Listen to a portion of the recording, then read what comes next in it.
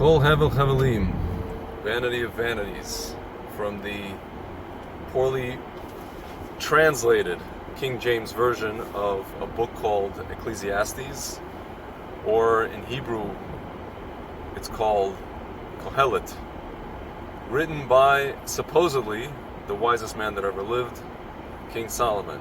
Why was he the wisest man? Because later in this lamentation, he goes on to talk about how basically there's nothing new under the sun, and everything that's been done will be done again, and so forth. And so you guys may say, well, what do you mean there's nothing new under the sun? We have technology, we have cell phones, we have medicine, we have progress supposedly. But if you guys look at all the technology and all the progress and all the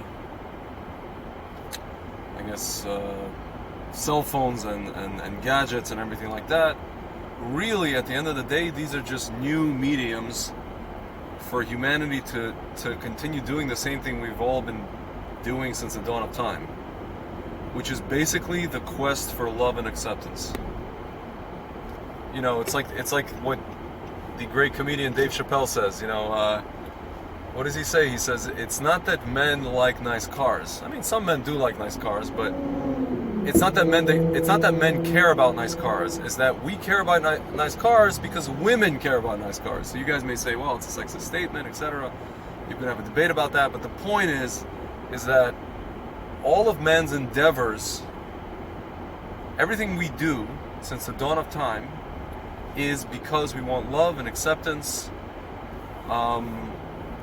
Apart from power, that's a different conversation, but ultimately, even the power aspect of it is basically love and acceptance, and really desire, which comes from a desire, or it includes desire. So, now, guys, and forgive me because, I've had a lot of thoughts about this, and kind of the way my mind works is that, it's like a whiteboard, and it's like a brainstorm, and I see what I see in society, and I see what I see in current events, and I see it's like one kind of segment or one flash or one scene, and then I see another scene, and then I see another scene, like 5 or 6 scenes, and then I say to myself, these all connect. All these things are connected, but it's very difficult for me to kind of connect them succinctly in a speech, in a talk. So guys, forgive me if I bounce around a lot. It's just the way that it comes up in my mind, and it's just very difficult for me to put it together. With that said, I'm looking at everything that's going on with social media, which is basically this new medium that we have, that has convinced us that there's something new under the sun. All it is just a veil or a mechanism or a vehicle for us to do the same things that we've been doing, which is to connect, to gain acceptance. On an extreme level, if it's one of those things where a person who's a narcissist he loves that, even subconsciously, even if he's not aware of himself or herself, that something like an Instagram came out. But this is just, Instagram didn't make us narcissistic. Instagram only amplified the inherent narcissism that we have. Facebook didn't make us obsess about looking at other people's lives, or looking or posting about our lives. It only amplified our desire to already connect. Zuckerberg is very smart. Zuckerberg sees that human beings have a desire to connect. Human beings have a desire to show, back in the day, let's say in the 60s, if you experienced something, or if you had like an experience with, even just by yourself, or maybe with like 5 other people, you would always say, I wish this person could see or experience this with me. I wish this person could, I wish my parents could see me. I wish this person could see me. I wish people were with me to see what I see. And now we're able to do it. Now we have, technologies like the dash cam, or we have the, I forget the name of the camera right now. It's basically, the thing you put on your head, and you're running around, and people can pretty much see what you're seeing, minus the peripheral vision. We haven't gotten there yet. We're getting there. We're going to get there with VR and everything, VR technology. So I've been thinking about all this, and I've been thinking, okay, like we have this new technology. there's really nothing new under the sun except for the technology, which is really the medium. The methods are nothing new. And I'm looking at everything that's going on with this technology, you know, all these hearings that we're having now in Congress, whether it's, you know, people upset, both Democrats and Republicans, by the way, upset that Google are manipulating,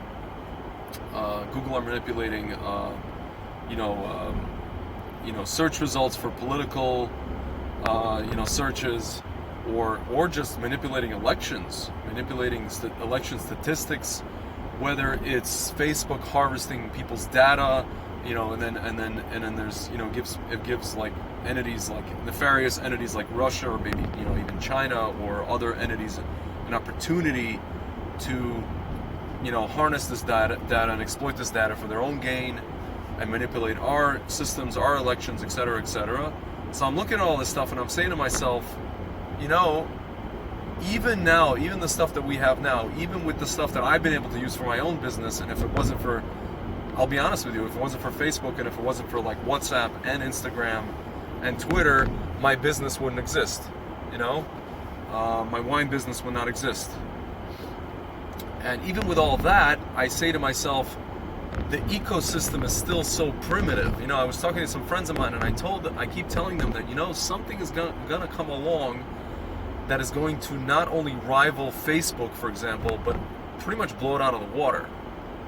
You know, there's somebody sitting in an office somewhere, in a room, in a garage, in an office, in a WeWork, in some co-working space somewhere, I don't know, maybe in Silicon Valley, maybe even in Brooklyn, maybe even in downtown Brooklyn, developing something that is kind of can be used for the same things that Facebook is used for, but is more, you know, feeds less into our narcissism, feeds less into our, you know, our FOMO, excuse me, not YOLO, but FOMO.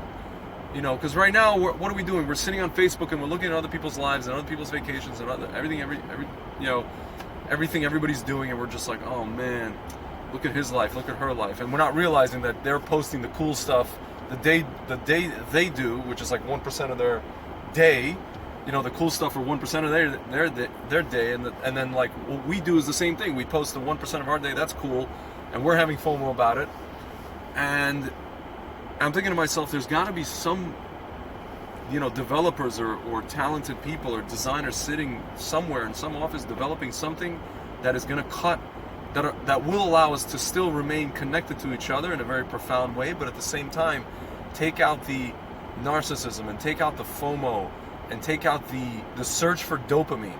You know, take out this likes culture, like obsession with likes and this and that and the other. Maybe it's one thing if you have videos and you have, you know, you can count how many views you had on your videos. That's fine. You could see at least if you're getting some kind of traction in your content, that's fine. But if you're talking about likes and little hearts and little laughs and little frowny faces, this is all a search for, you know, it's all this kind of endless search for the dopamine fix. But what happens is that we're so used to the dopamine fix, we're not getting the dopamine fix, we're getting depressed. This is actually changing our, you know, there's multiple articles and books written about this. This is actually changing our DNA, and it's changing our genetics, it's changing our fundamental psychological and physiological makeup, this whole thing. And after a few years, it's just going to get to a point where it's going to be like, you know, we're if you guys ever seen those cartoons where people are like plugged into phones, you know, they're like, their heads are like, you know, outlets, and the phone is plugged into their head, you know, and it's scary, but it's very telling of where we're headed. So, with that said, I'm thinking to myself, all this stuff that we have, the Facebooks, the Twitters, the Instagrams, you know, it's interesting that they're all going under the grill, under the spit roast right now in Congress and in the media, and with everybody that's pretty much using them.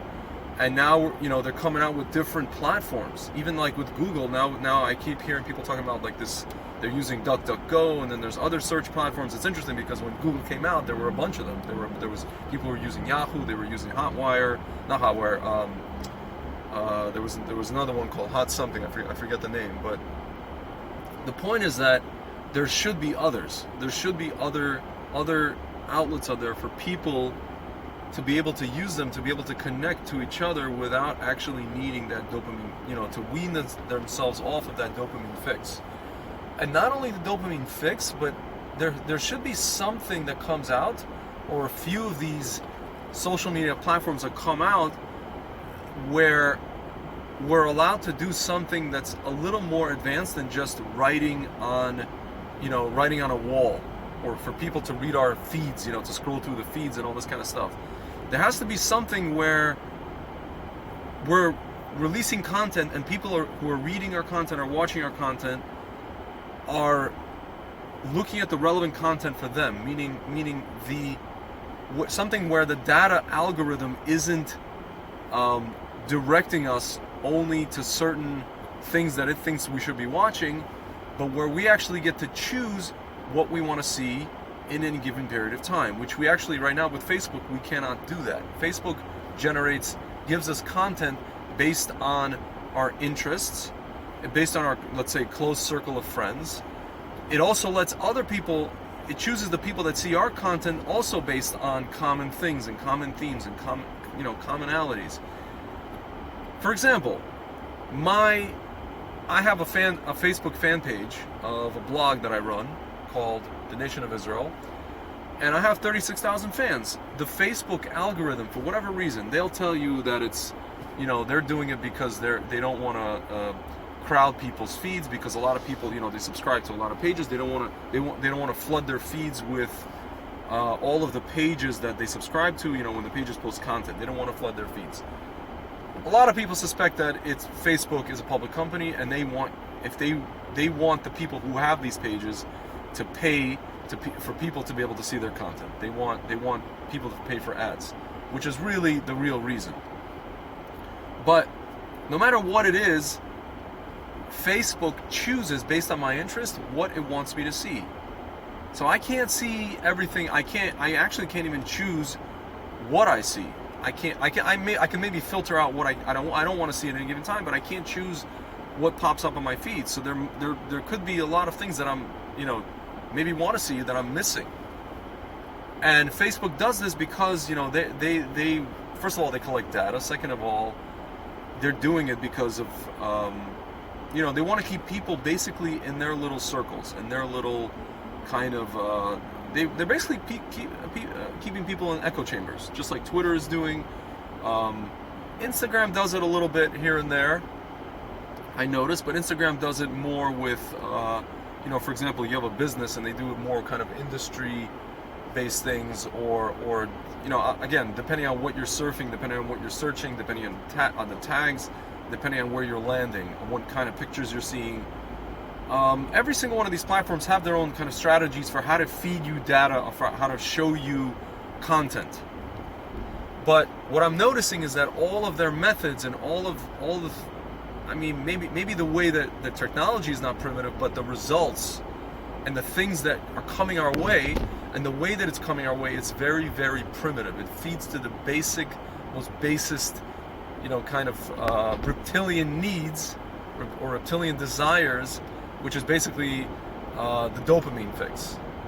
So, with that said, friends, I'm honestly looking at everything that's happening, with Congress, with these kind of national conversations about our social media platforms that we're using, and I'm thinking to myself, I'm telling you, there's someone out there who's building something, maybe a few entities who are building something that will take humanity to the next level, that will allow us to connect, let's say, even billions of people all around the world, whether it's, Skype type conversations, or Facebook type apps, or Twitter style, even, the short form, or YouTube.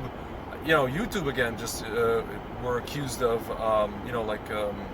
banning certain pages or demonetizing certain channels because of political beliefs or what have you, or just there's like bots, automated bots that like somebody posted a video. PragerU, for example, posted a video about the 10 Commandments, and one of the commandments talks about murder. So that video was banned because it said murder. And Dennis Prager actually said in Congress, he's like, listen, How about I just, make a video about the 9 commandments, eliminate the murder, the one that talks about murder, and we'll be okay. Or he made another video about Nazis, and it had a swastika, and so the visual, I guess, bot or whatever it was that scans these videos for swastikas or Nazi material or Nazi, paraphernalia, regalia, banned that video. And he said, listen, I was talking about the Nazis. It had a cartoon or a picture of a Nazi flag, and they thought I was a Nazi. I was propagating Nazi ideas, which I wasn't. So, friends, there has to be something out there. There has to be. I get the sense that somewhere out there on this planet, whether it's United States, Europe, somewhere, maybe in Israel, somebody's developing something that will allow us to connect on a more human level, on a more organic level, without these like buttons, without these obviously you can share content, that's great, but without all these little dopamine buttons and all these fixes and all this this narcissism, maybe, dare I say, without all these filters, Instagram filters. Sometimes we look at people, we see them in person, and then we see them and then we meet people, we make friends with them at some event or some dinner we go to, and then we add them on Instagram, and we see the pictures that they post on Instagram, and we're just like, this looks nothing like my friend, and they're doctoring their photos. It's one thing if you're running a business, you have like products, and you want to make the background look nice, and the let's say in my case I have a wine business, the bottles and the background and the ocean and the sand and the whatever it is. But if you're taking pictures ad nauseum, and your whole life is filtered, you're turning your entire life, your entire existence as let's say you have 1 million fans, so 1 million people know you as this filtered version of yourself. I gotta tell you, that's really sad. So anyway, friends, we're on the precipice of something. It's coming. We're gonna see something that's gonna come out. Maybe a Facebook version style app, or maybe a Twitter style app, an Instagram style app, a YouTube style app, which is they're not gonna collect our data. They're not gonna they won't be able to manipulate people into voting this way or voting that way, seeing this content and seeing that content. We're gonna stop with this dopamine fix. We're gonna stop with this filtering. And we're going to connect in a real way. And yes, and sometimes it won't look so pretty, in a very raw way, in a very, sometimes, I would use the word ugly way, but it's not ugly, We'll see each other in our purest form. Then we'll see who really wants to connect and who really actually doesn't want to connect, and we'll really see the real side of, all the people that we don't know and all the people we do know. And, And then we'll really be able to connect on a human level, and we won't be so addicted to this faux kind of faux search for acceptance and approval and love. It'll actually be real love and acceptance and approval. And yeah, friends, so catch you on the flip side.